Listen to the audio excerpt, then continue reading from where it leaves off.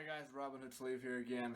Today I just want to talk to you guys about the sleeve overall, how to use it, how to load it, how I came up with it, other ways that you guys can kind of make it your own.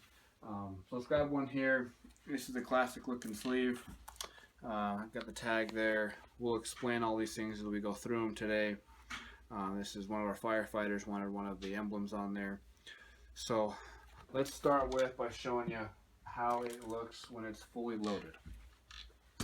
So to start off with, I work as a phlebotomist slash EMT slash ICU aide slash IV team member at my hospital.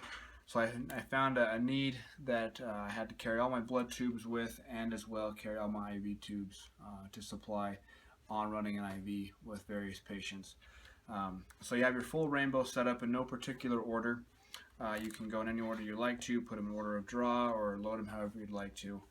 I have the alcohol swab here with the tegaderm as well.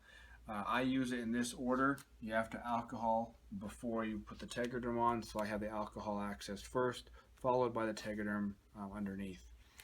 On top here, I have my tourniquet. At the hospital I work at, we use the orange tourniquets, followed by I have a hep lock strapped in here. As you've noticed, I have everything that needs to be sterile still in wraps. I store this like this on my tray or on me in my pocket.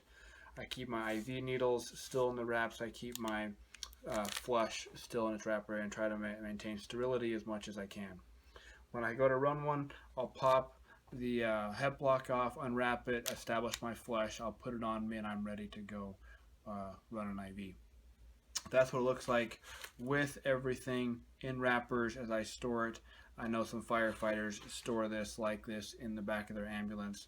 They don't have to use the IV starter kit. Everything is ready to go. They just hop in the back, put on the sleeve, strap it up, and as the ambulance goes bumping down the road, you got everything on your wrist. Okay. Some needs I found with some patients, if those who are familiar, obviously if you're watching this, you're familiar with how it works in a hospital. You come across various patients. The first one being full arrests, drug overdoses, people who are needing or requiring a lot of people in the room around the bed at the same time. I found it was extremely frustrating when I try coming in with all my stuff in my hand. I put it on the bed and we have active CPR. Well, all my stuff goes flying everywhere. I got tubes flying over here. My flush flies under here. My tegaderm somewhere else. My needles are all over the place and I couldn't gain access. If I happened to be able to bring my little tray, IV tray in, I'd put it down somewhere. Someone would kick it across the room, getting it completely inaccessible.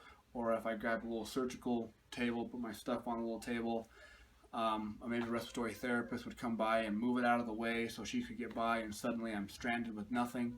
And so it became increasingly frustrating to me not having my stuff accessed easily, as well as when I either draw blood with a straight needle or if I'm running an IV as well and I have to look away to grab a tube, put it in the barrel, or grab a flush, put it in the barrel.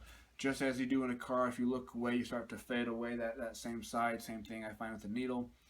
You put a needle in someone, you look away, you start to turn that needle a little bit, and therefore you begin hurting the patient, ripping the sidewall of the vein.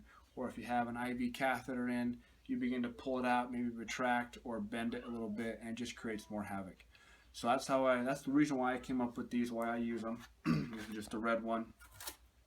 I'll show you a quick way how to load everything, just so you're familiar with it. I always carry blood tubes on the outside. That's the important one there. So in no particular order, I will load these.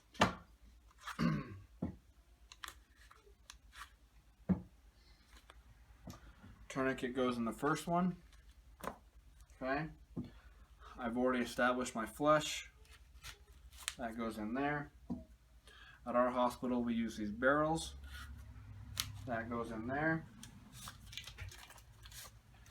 Traditionally, I will carry an 18 and a 20 gauge on me.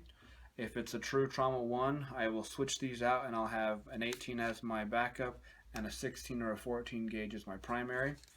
My backup goes underneath me. My primary goes on top. If I can get it to fold in here.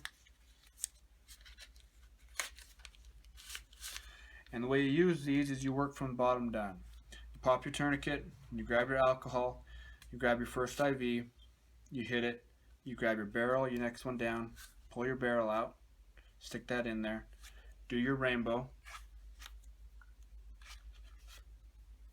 work all the way through, pull your barrel out, put it somewhere, grab your flush, next one down, screw it on, flush it, grab your tegaderm, stick it, and you walk away hands free, not needing a tray.